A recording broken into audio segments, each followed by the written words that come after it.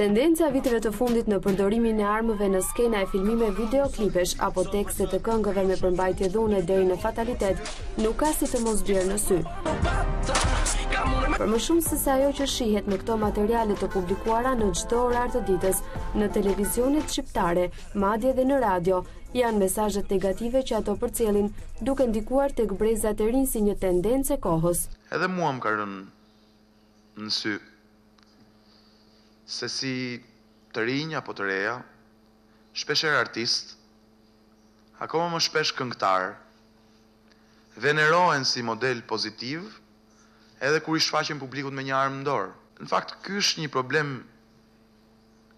jo i vogël. Pjesë e modeleve tona janë edhe ata që mundohen të jenë tendencë, arma nuk është pjesë e burrërisë.